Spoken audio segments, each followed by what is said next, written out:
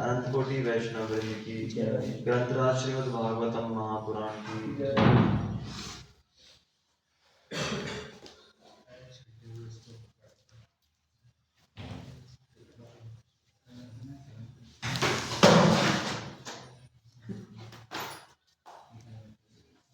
ओम नमो भगवते वासुदेवाय। ओम नमो भगवते वासुदेवाय। ओम नमो भगवते वासुदेवाय। ओम नमो भगवते वासुदेवाय। ओम नमो भगवते वासुदेवाय। ओम नमो भगवते वासुदेवाय। तो हम पढ़ रहे हैं कैंटो 4 चैप्टर 9 टेक्स्ट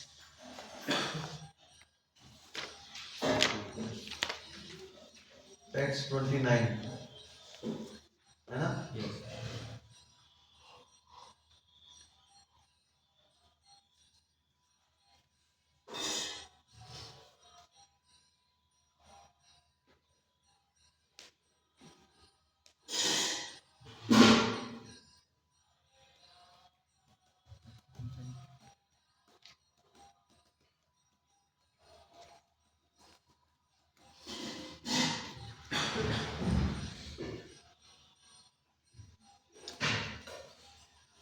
मैत्रेय उवाच। मैत्रेय उवाच। मातु सपत्न्यवाग्बाणे। मातु सपत्न्यवाग्बाणे। हृदि विधास्तु तान् स्मरन्। हृदि विधास्तु तान् स्मरन्। नैच्छन्न मुक्तिपतेर्मुक्तिम्। नैच्छन्न मुक्तिपतेर्मुक्तिम्। तस्मात् तापम् उपेयिवान्। तस्मात् तापम् उपेयिवान्। आपके पास नहीं है निहार हो? इसमें देख के पढ़ोगे। सबके पास है? इसमें से देखो। मैत्रेय उवाच। मैत्रेय उवाच। मातुः सपत्न्यवाग्बाणे। मातुः सपत्न्यवाग्बाणे। हृदि विधस्तु तान् स्मरन्। हृदि विधस्तु तान् स्मरन्। नैच्छन्न मुक्तिपतेर्मुक्तिम्। नैच्छन्न मुक्तिपतेर्मुक्तिम्। तस्मात् तापम् उपेयिवान्। तस्मात् तापम् उपेयिवान्। मैत्रेय उवाच। मैत्रेय उवाच। मातुः सपत्न्यवाग्बाणे। मातुः सपत्न्यवाग्बाणे। हृदि विधस्तु तान् स्मरन्। हृदि विधस्तु तान् स्मरन्। नैच्छन्न मुक्तिपतेर्मुक्ति। नैच्छन्न मुक्तिपतेर्मुक्ति। तस्मात् तापम् उपेयिवान्। तस्मात् तापम् उपेयिवान्।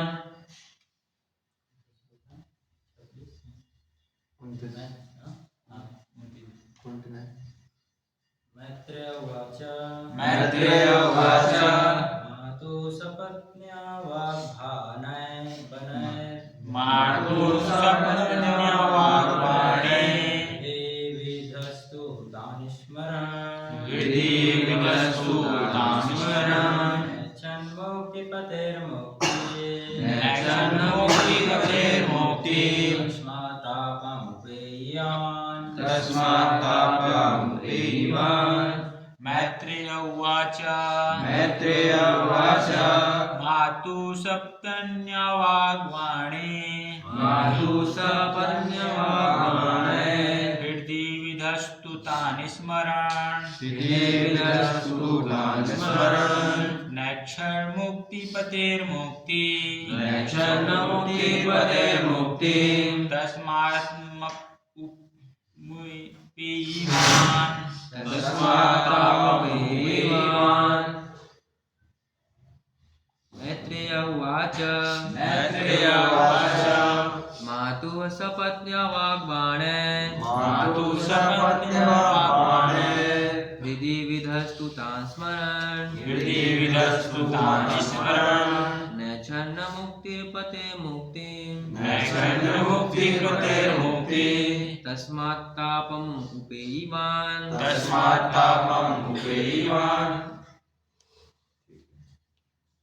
मैत्रेय उवाच मैत्रेय उवाच The great sage Maitreya replied, The great sage Maitreya replied, Matuhu Matuhu of his mother, of his his mother, mother, Sapatnyaha Sapatnyaha of the co-wife, of the co-wife, Vagbane Vagbane by the arrows of harsh words, by the arrows of words, Hridi Hridi in the heart, in the heart, Viddha Viddha pierced, pierced, to then then Tan, Tan, all of them, Smaran, remembering, Na, not, Echat, desired, Mukti Patehe, from the Lord, whose lotus feet give liberation,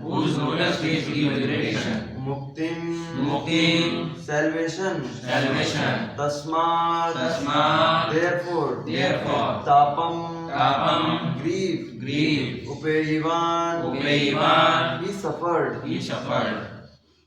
Translation. Maitreya answered, Dhruv Maharaj's heart, which was pierced by the arrows of the harsh words of his stepmother, was greatly aggrieved, and thus when he fixed upon his goal of life, he did not forget her misbehavior. He did not demand actual liberation from this material world, but at the end of his devotional service, when the Supreme Personality of Godhead appeared before him, he was simply ashamed of the material demands he had in his mind. Purport.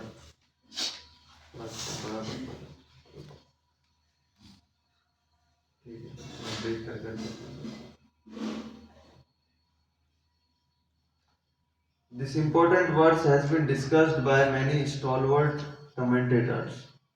Why was Dhruv Maharaj not very pleased? ठीक है, पर्पट और class साथ में पढ़ेंगे, फिर explain करेंगे। ओम ज्ञानतिमिरन्धस्य ज्ञानाञ्जनशलाकया चक्षुरुन्मिलितं येन तस्मै श्रीगुरुवे नमः। श्रीचैतन्यमनोभीष्टं स्थापितं येन भूतले स्वयं रूपा कदा मह्यं ददाति स्वपदान्तिकम्।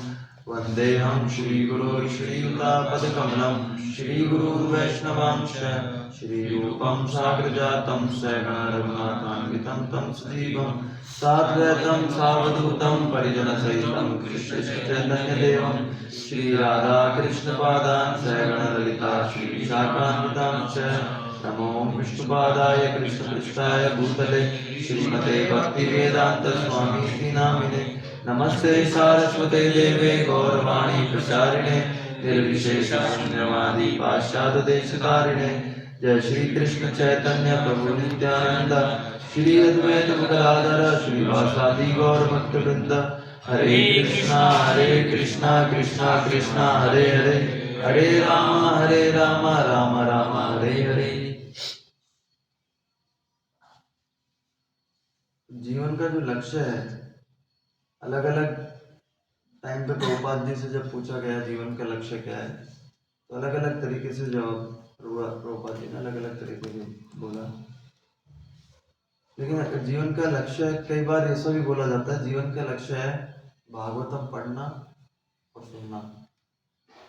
सुनना और भागवतम पढ़ाना, मतलब बोलना, वाचन करना और सुनना। फाइनली हम लोग अभी जो कर रहे हैं यही जीवन का लक्ष्य है, इसके अलावा और कहीं नहीं जाना हमको। बेस्ट काम करना है हम लोग, श्रीमद् भागवतम का पढ़ना। तो उसमें विदुर जी पूछ रहे हैं प्रश्न मैत्रेय मुनि से। विदुर जी कौन है? मतलब कुरुवंश के महामंत्री हैं। जो पांडवों के एक तरीके से राष्ट्र चाचा बोल सकते हैं, वो है धृतराष्ट्र के भाई, पांडु महाराज के भाई। तो वो अभी मैत्रेय जी के पास गए सेल्फ रियलाइजेशन के लिए, स्पिरिचुअल मास्टर उन्होंने माना। पहले उद्धव जी के पास गए थे। उद्धव जी ने कहा कि मेरे से सीनियर है मैत्रेय मुनि, तो ये मर्यादा ये कहती है कि आप सीनियर के पास जाइए, तो आप उनके पास जाके और पूछिए। तो मैत्रेय मुनि के पास गए। अब अलग अलग संवाद चल रहे हैं, क्वेश्चन आंसर चल रहे हैं। अब उसमें मैत्रेय मुनि ने पिछले श्लोक में कल जैसे हयग्रीव प्रभु ने पढ़ा था, तो उसमें कल क्या क्वेश्चन पूछा था कि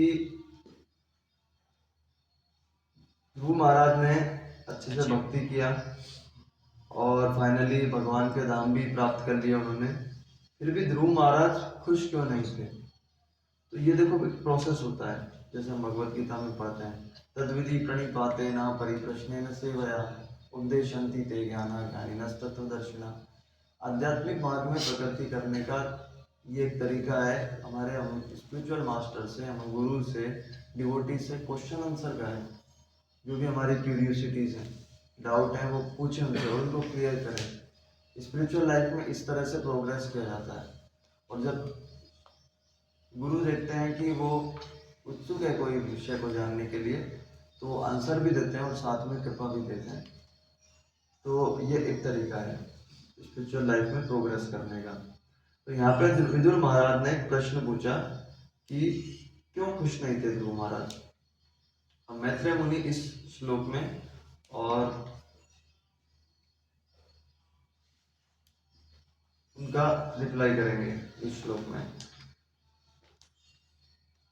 तो मैत्रेय मुनि ने ये कहा कि क्योंकि उनकी माता जो थी, उनके शार्प वर्ड्स जो थे ध्रुव महाराज के हृदय में प्रवेश कर गए और वो उनके हृदय में बने रहे। इसकी वजह से जब भगवान उनके सामने आए तो थोड़ा शर्मिंदगी महसूस हुआ ध्रुव महाराज को, क्योंकि देखा कंटेमिनेशन कैसा ध्रुव महाराज ऐसा है।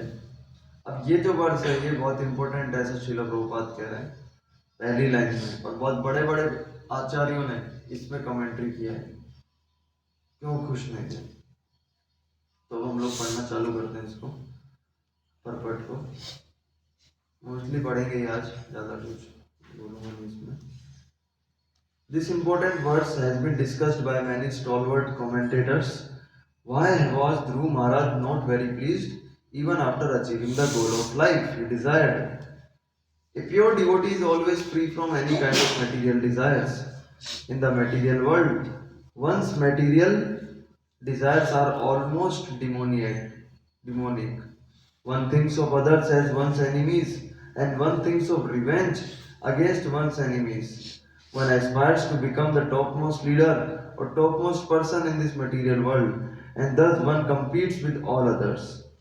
This has been described in the Bhagavad Gita 16th chapter as Asurik. A pure devotee has no demand from the Lord. His only concern is to serve the Lord sincerely and seriously. तो प्रभुपाद जी इधर कह रहे हैं कि इस संसार में जितनी भी भौतिक इच्छाएं ज्यादातर आसुरी की हैं ऑलमोस्ट। कोई कहता है, भगवत गीता में लिखा भी है ना, ये मेरा, मैं सबसे ग्रेट बन चुका हूँ, ये मेरा दुश्मन है, बस इसको भी खत्म कर दूंगा, ये भी खत्म हो जाएगा तो अब मैं और ज्यादा ग्रेट बन जाऊंगा। ऐसा ऐसा आदमी का सोच रहता है, सारे दुश्मनों को खत्म कर दूंगा और पावरफुल होता जा रहा हूँ और ऐसे। लेकिन प्योर डिवोटी का ऐसा कोई वो नहीं रहता है। He is not concerned at all about what will happen in the future.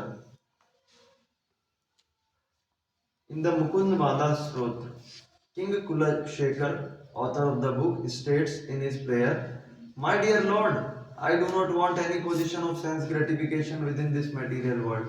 I simply want to engage in your service perpetually." Similarly, Lord Chaitanya in his Shikshashtaka also prayed, "My Lord, I do not want any amount of material wealth. I do not want any number of materialistic followers, nor do I want any attractive wife to enjoy. The only thing I want is that I may engage life after life in your service. Lord Chaitanya did not pray even for mukti or liberation. तो हम लोग जो ऐसे लोगों के बारे में सुनते हैं कि यार इनकी कोई भौतिक इच्छा नहीं है, भौतिक इच्छा इनकी कुछ नहीं है, जैसे राजा कुलशेखर है चैतन्य, और हमारे अंदर तो भौतिक इच्छा है। तो कम से कम हम लोग एक बार ये इन लोगों के माइंडसेट में घुसने का प्रयास कर सकते हैं। प्योर डिवोटीज के क्या सोच रहे हैं, क्यों ऐसा बोला होगा, कम से कम उनके लिए एप्रिसिएशन तो हमारे हृदय में होना चाहिए। क्यों ऐसा मटेरियल डिजायर्स कुछ भी नहीं, मतलब क्या इनके दिमाग में चल रहा होगा उस वक्त। In this verse Maitreya reply to Vidura that Dhruv Maharaj, influenced by revengeful attitude towards his insulting stepmother, did not think of mukti, nor did he know that what mukti was. Therefore, he failed to aim for mukti as his goal in life. But a pure devotee also does not want liberation. He is a soul completely surrendered to the Supreme Lord, and he does not demand anything from the Lord. This position was realized by Dhruv Maharaj when he saw the personality of Godhead present personally before him, because he was elevated to the Vasudev platform. The Vasudev platform refers to the stage at which material contamination is conspicuous by absence only, or in other words, where there is no question of the material modes of nature, goodness, passion and ignorance, and one can therefore see the Supreme Personality of Godhead. Because on the Vasudev platform one can see God face to face. The Lord is also called Vasudev. तो तीन जो गुण होते हैं, सतोगुण, रजोगुण और तमोगुण, इससे ऊपर एक जो लेवल होता है उसको वासुदेव सत्व बोलते हैं। वसुदेव सत्व, वसुदेव प्लेटफॉर्म। तो प्योर डिवोटी जो होते हैं वो वसुदेव प्लेटफॉर्म पे होते हैं। क्या होता है वसुदेव, वसुदेव प्लेटफॉर्म? कौन सा श्लोक है भगवद गीता में? महात्मा से दुर्लभ बहु नाम जन्म नाम वासुदेव सरस्वती, जहाँ पे जो डिवोटी होता है कंप्लीटली सरेंडर्ड होता है भगवान को, उसको वसुदेव प्लेटफॉर्म बोलते हैं। जहाँ पे वो देख सकता है भगवान को हर जगह, योमम इधर लिखा है गॉड फेस टू फेस, योमम पश्यति सर्वत्र सर्वम चैमयि पश्यति, हर जगह भगवान को डायरेक्ट परसीव कर सकता है वो भगवान को, और हर जगह भगवान की कृपा को वो देख सकता है। अभी हम लोग क्या देखते हैं, हम लोग अलग अलग वैरायटी देखते हैं, गेट है, अलग अलग जीवों को देखते हैं, ये भालू, चीता, शेर, लेकिन जो प्योर डिवोटी होता है वो कृष्णा को देख सकता है हर जगह। Dhruv Maharaj's demand was for a position so exalted that it was never enjoyed even by Lord Brahma. His great-grandfather Krishna, the Supreme Personality of Godhead, is so affectionate and kind towards his devotee, especially to a devotee like Dhruv Maharaj, who went to render devotional service in the forest alone at the age of only 5 years, that although the motive might be impure, the Lord does not consider the motive. He is concerned with the service.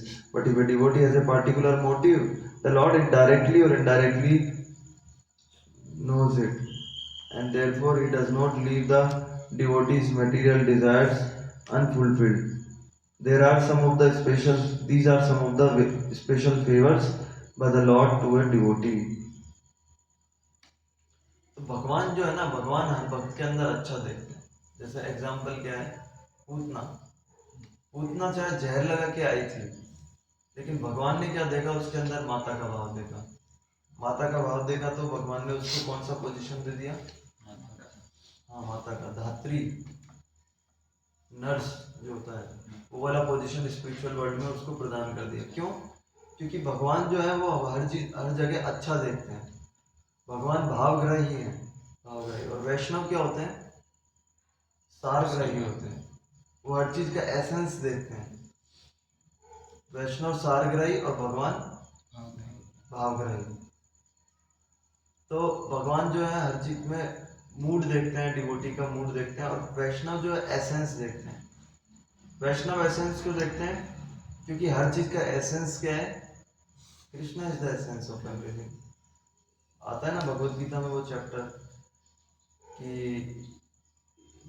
इसमें मैं ये हूँ पौरुषम नृषु सूरज की प्रभास्मी सूर्यो प्रणव सर्व वेदेशु, प्रणव जो है वो मैं हूँ, शब्दक है पौरुषम नृषु, शब्द जो है साउंड है जो ईथर में वो मैं हूँ, हर चीज का एसेंस जो फूल है उसकी महक, टेस्ट ऑफ वाटर, ये सब एसेंस है ना हर चीज का, ये मैं हूँ। तो जब हम लोग हर चीज में ये परसीव करने का एक तरीका है, एसेंस जो है वो भगवान है हर चीज का। तो इस तरीके से वैष्णव जो है हर जगह भगवान को देख सकता है, पानी भी पिएगा तो भी भगवान को देख सकता है। एक बार प्रभुपाद जी जा रहे थे एक जगह, एक आदमी सुबह सुबह दारू पी रहा था, तो प्रभुपाद जी बोले कृष्णा कॉन्शियसनेस इतना सिंपल है कि बस इसको ये सोचना है कि जो टेस्ट आ रहा है ना दारू का, ये कृष्णा है, this is Krishna, that is Krishna, you will become Krishna conscious. तो किसी वक्त ने पूछा प्रभुपाद लेकिन वो तो पानी का टेस्ट बोला था ना उसने। प्रभुपाद बोले Krishna is taste of everything, Krishna is taste of everything, is the essence. So Dhruv Maharaj was offered Dhruvlok, a planet that was never resided upon by any conditioned soul. Even Brahma, although the topmost living creature within this universe, was not allowed to enter the Dhruvlok. Whenever there is crisis within the universe, the demigods go to see the Supreme Personality of Godhead Shirodaksha Vishnu, and they stand on the beach of the Milk Ocean. So the fulfillment of Dhruv Maharaj demand a position more exalted than that of even of his great grandfather Brahma was offered to him. तो इनका इच्छा पूरा हो गया, ब्रह्मा जी से भी ऊपर इनको जगह चाहिए था तो भगवान ने दे दिया। भगवान ब्रह्मा जी भी नहीं पहुंच सकते उस प्लेनेट में, ब्रह्मा जी भी उधर क्षीर सागर में जाते हैं, वहीं से प्रणाम करते हैं, फिर उनको लाइट दिखाई देती है, उधर से साउंड आता है भगवान का कि हाँ ब्रह्मा ये करोगे, भगवान भी दर्शन नहीं देते उधर ब्रह्मा जी को आसानी से, उधर ध्रुव महाराज को वो मिल गया। प्रभुपाद जी इधर लिखते हैं कि अगर भक्त के हृदय के कोने में कोई इच्छा छुपी भी है तो भगवान उसको पहचानते हैं और भगवान उसको पूरा करते हैं। इसलिए भाई केयरफुल रहो क्या इच्छा रखते हो। कई लोगों का इच्छा है, जैसे पहले इच्छा था विदेश जाना है, घूमना है, अभी विदेश में तो जंग चल रही है। Here in this verse, the Lord is described as Muktipati, which means one under whose lotus feet there are all kinds of mukti. There are 5 kinds of mukti. कौन कौन सी मुक्ति है? 5 तरह की मुक्ति। सायुज्य, सालोक्य, सारूप्य, सायुज्य, समीप्य। हाँ देख के आपने बोल दिया। अच्छा, अब इसका मतलब कौन एक एक का बताओ। नहीं एक एक का बताना है। सायुज्य का क्या कौन बताएगा? सायुज्य क्या? हाँ उसी में विलीन हो जाना। किसी में मतलब भगवान में ऐसा जो ब्रह्म में लीन, भगवान के ट्रांसेंडेंटल बॉडी में लीन, ये सायुज्य मुक्ति है। सारूप्य कौन बताएगा? कोई और भगवान के सेम वैकुंठ लोक में रहते हैं ना, सेम उनका वो होता है। सालोक्य क्या होता है? कौन बताएगा? भगवान के जैसा प्लैनेट में उसी प्लेनेट में, भगवान जैसा प्लेनेट नहीं, ये नहीं कि भगवान का एक अलग प्लेनेट है मेरा एक अलग प्लेनेट है, तो भगवान के और खुद के सेम प्लेनेट में रिजाइड करना। हाँ वैकुंठ में ही तो रहता है ना भगवान, तो सालों के same Vaikuntha planet, same planets में रिजाइड करना। सामीप्य क्या होता है? पास में। और साष्टी ऐश्वर्य समान, भगवान के समान ऐश्वर्य। Out of these 5 muktis which can be achieved by any person engaged in devotional service to the Lord, the one which is known as Sayujya is generally demanded by Mayavadi philosophers. कौन-कौन जा रहा है आप लोगों में से सायुज्य? मुझे पता है कई लोग इच्छा कर रहे हैं अंदर। They demand to become one with the impersonal Brahman, effulgence of the Lord. In the opinion of many scholars, this Sayujya Mukti, although counted among the 5 kinds of Mukti, is not actually Mukti because from Sayujya Mukti one may again fall down to the material world. This information we have from Srimad Bhagavatam. क्यों गिर जाता है? इसमें लिखा हुआ है सायुज्य मुक्ति. मुक्ति तो ऐसी है कि अभी मिल गई तो अभी मिल गई, वहां से फॉल डाउन कैसा? लेकिन सायुज्य मुक्ति ऐसी है, यहाँ से फॉल डाउन हो सकता है. क्यों हो सकता है? आप देखो, विलीन हुए हैं, हाँ, अब जब इच्छा करेगा फिर बाहर आ जाएंगे. वो लोग चाहते तो हैं मतलब भगवान में मिलने के लिए, लेकिन वो नहीं, मतलब हमारा जो नेचर है कि हम हमेशा एक्टिव रहते हैं, कुछ भाग वो गिर जाते हैं. शास्त्रों के हिसाब से बताओ, भागवत में क्या लिखा है? इच्छा उत्पन्न होता है, फिर अलग से तो पूरा ही नहीं कर पाता, तो वही दबा रहता है. फिर वो इसमें वो करने के लिए, पूर्ति करने के लिए वहाँ से जाना चाहते हैं, फिर वो फिर मटेरियल बनने के लिए, और फिर वही चीज़ों को करते हैं. तो भागवत में एक श्लोक है, येन्य रविंदाक्ष विमुक्त मानिनस त्वयि अस्त भावात् अविशुद्ध बुद्धे आरूह्य कृच्छेन परम पदम पतंती अधः अनार्य जुष्मदाह. निकालो 10.2.32. हिंदी अगर किसी के पास है तो इसका अनुवाद करें. इसके बाद से हम सायुज्य मुक्ति की तो इच्छा कम से कम करना बंद कर देंगे. 10.2.32.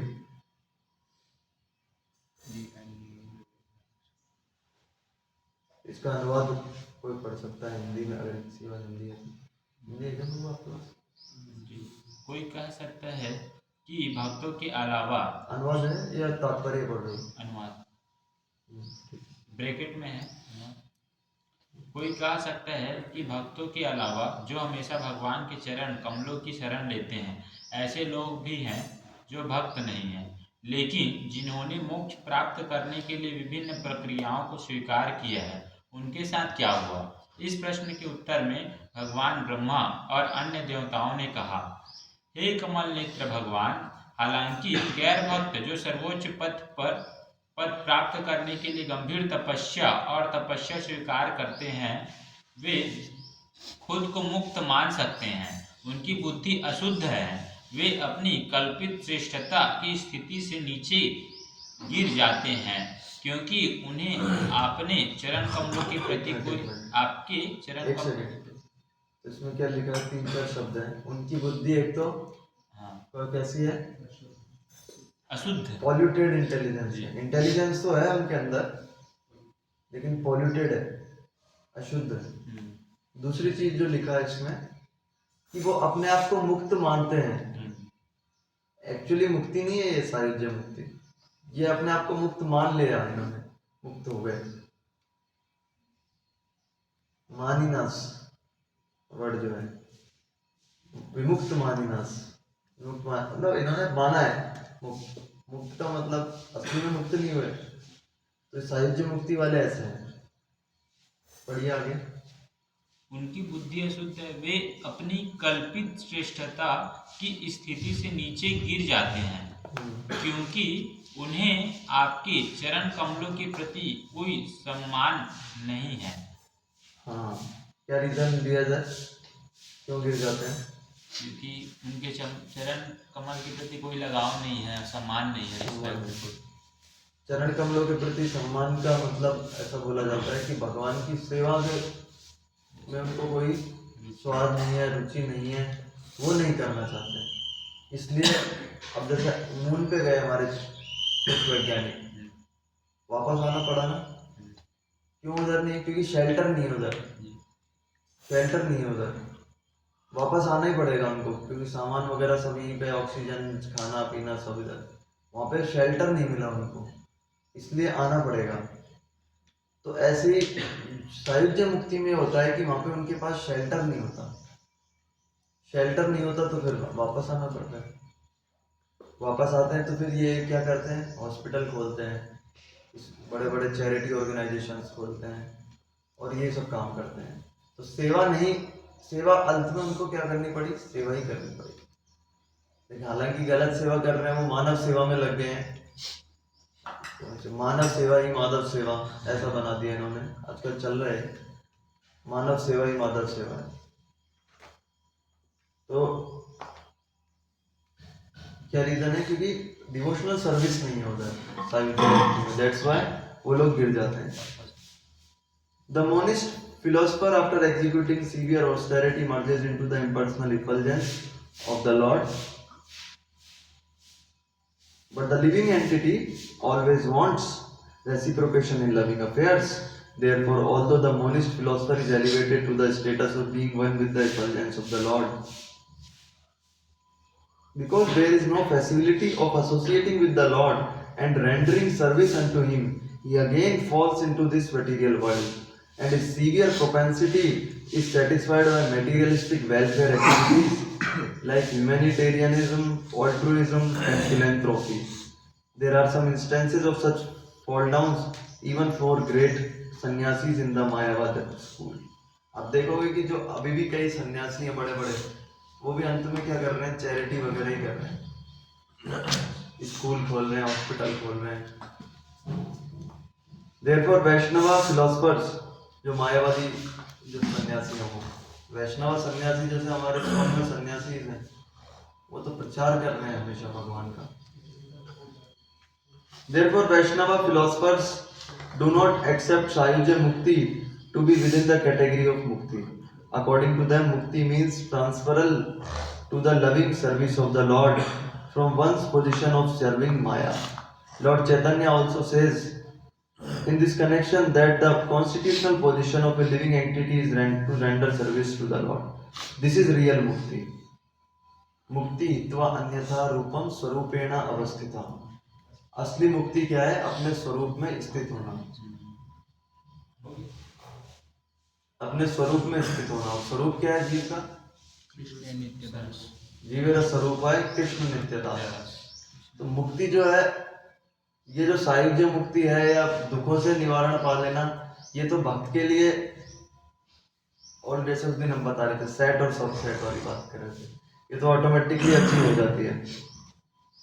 In the Bhagavad Gita, this is confirmed. Anyone who engages in rendering transcendental loving service to the Lord is considered to be Mukt or Brahma Bhut.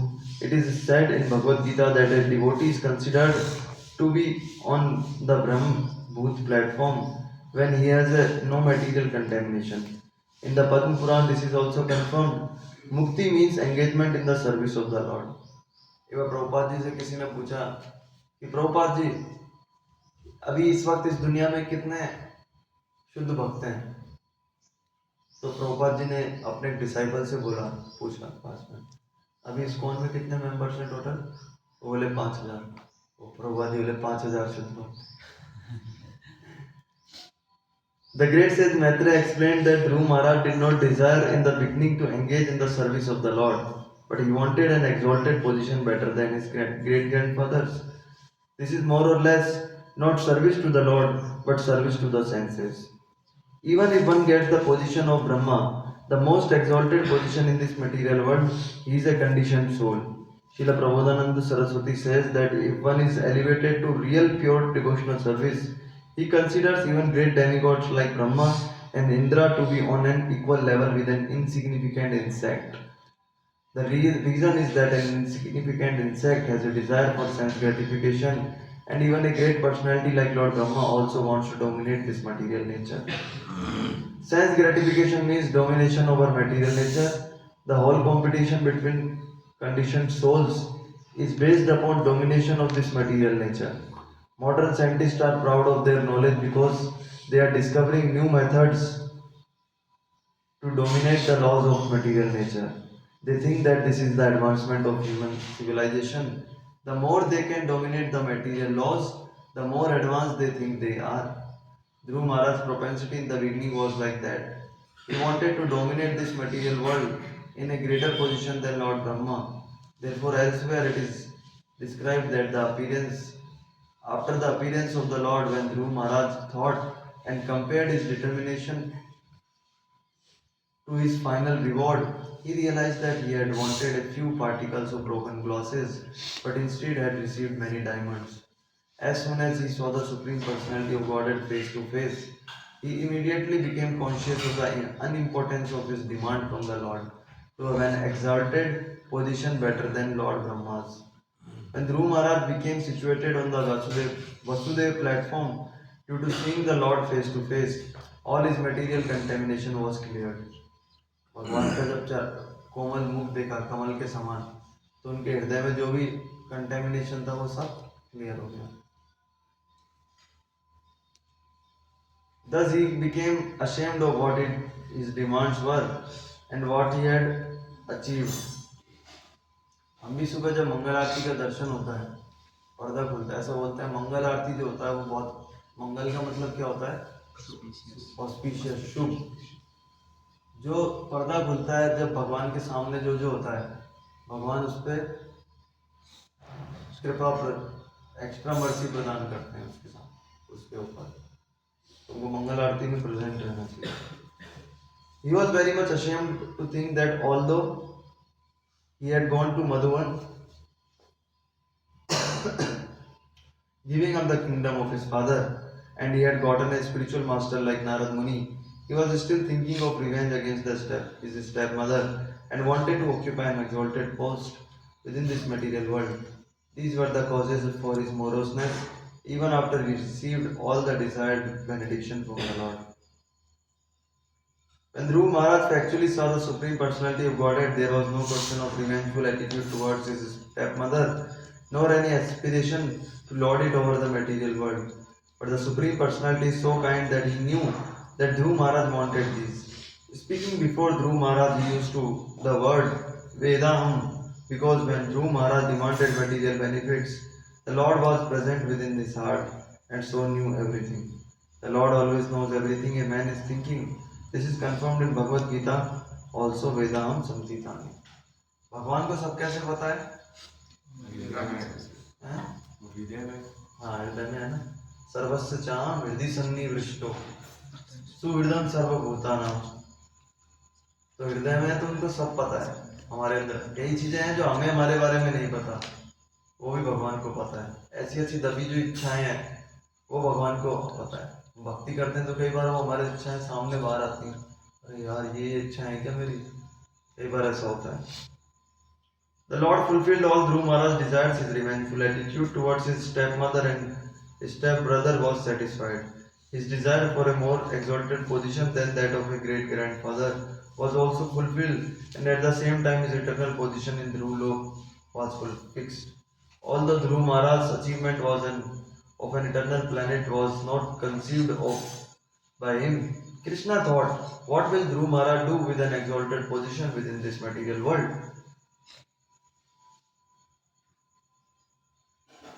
Therefore, he gave Dhruv Maharaj the opportunity to rule this material world for 36,000 years. 36,000 years with unchangeable senses and the chance to perform many great sacrifices and thus become the most reputed king within the material world. And after finishing with all this material enjoyment, Dhruv would be promoted to the spiritual world, which includes the Dhruv Lok. तो प्रश्न या कोई comment हो तो हम लोग अगला dialogue ध्रुव महाराज का है.